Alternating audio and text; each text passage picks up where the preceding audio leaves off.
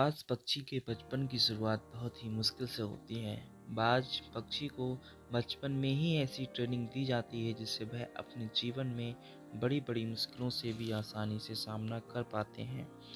जब किसी भी पक्षी का बच्चा पैदा होता है, तो वो कम से कम 1 महीने तक तो अपने माता-पिता पर निर्भर रहता ही है।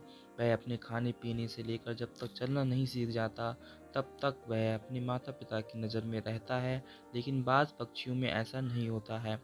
बाज़ पक्षी सबसे उल्टा चलते हैं। जब एक बाज़ मादा अपने बच्चे को जन्म देती है, तो उस समय से ही उसके बच्चे की ट्रेनिंग शुरू हो जाती है। बाज़ के बच्चे का प्रशिक्षण शुरू हो जाता है। उसके प्रशिक्षण के पहले पड़ाव में मादा बाज़ अपने बच्चे को चलना सिखाती है। जब बच्चा भूखा होता है तो उसकी माँ खाना लाती है, जैसा कि सभी पक्षी करते हैं, लेकिन सीधा अपने बच्चे को खाना नहीं देती। मादा बाज़ खाना लाकर अपने घोंसले से कुछ दूरी पर खड़ी रह जाती है और तब तक उसे खाना नहीं देती है जब तक वह खुद चलकर उसके पास नहीं आ जाता। जब बाज़ के बच्चे को तेज़ भूख लगती है तो वह खाने के लिए अपनी माँ के पास जाता है।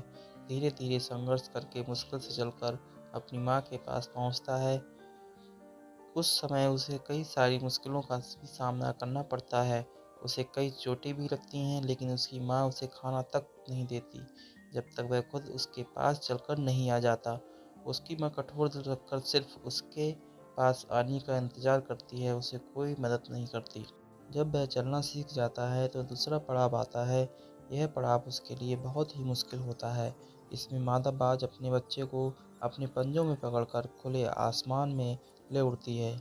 अपने पंजों में दबाकर वह लगभग 12 से 14 किलोमीटर तक ऊपर ले जाती है और वहाँ से उसे छोड़ देती है।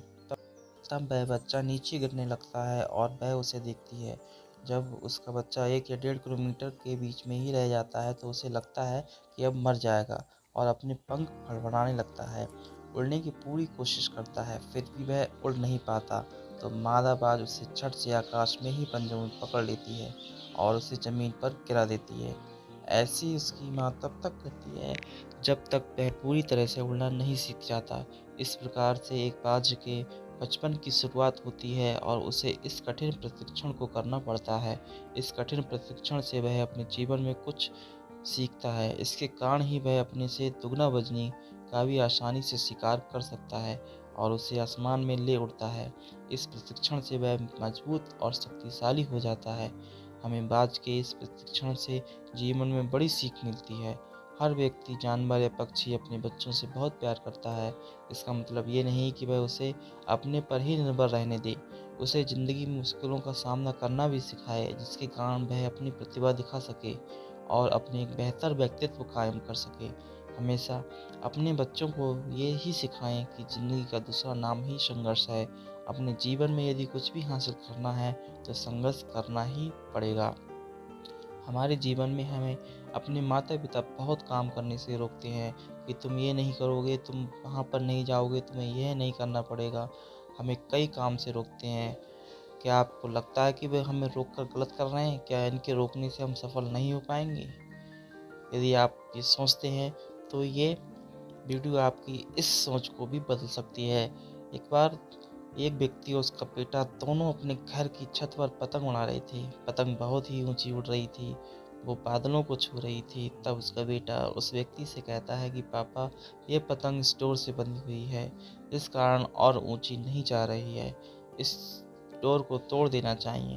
बेटे की आवाज़ सुनकर उसका पिता उसके कहने पर वो डोर तोड़ देता है। उसका बेटा बहुत खुश होता है। वह पतंग टूट जाने से बहुत ऊंचाई पर पहुंच जाती है, लेकिन फिर कुछ समय बाद वह कहीं दूर जाकर खुद ही नीचे गिर जाती है। यह देखकर व्यक्ति का बेटा उदास हो जाता है। फिर वह व्यक्ति उसे कहता है कि अक्सर हमें लगता है कि हम जिस ऊंचाइयों पर हैं उस ऊंचाई से और भी ऊपर जाने से कुछ चीज़ें हमें रोक रही हैं, जैसे हमारा अनुशासन, रिश्ते, माता-पिता और परिवार।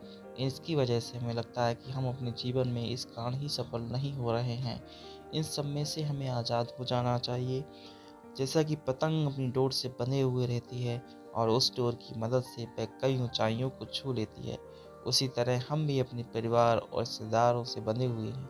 यदि हम इस धागे से जुड़े हुए रहेंगे तो कई ऊंचाइयों को छू लेंगे, लेकिन यदि हम इस धागे को तोड़ देते हैं तो ठीक इसी पतंग की तरह कुछ समय के बाद सफलता से उड़ पाएंगे, अंत में नीचे ही गिरेंगे।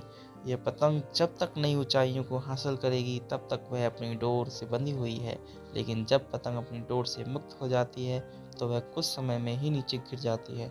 उसी प्रकार हमें भी अपने जीवन में रिश्तों की डोर से बंधे हुए रहना चाहिए। दोस्तों, वीडियो अगर अच्छी लगी हो तो प्लीज़ लाइक करें और शेयर करें अपने फ्रेंड्स के साथ में, और साथ ही साथ चैनल को सब्सक्राइब ज़रूर करें।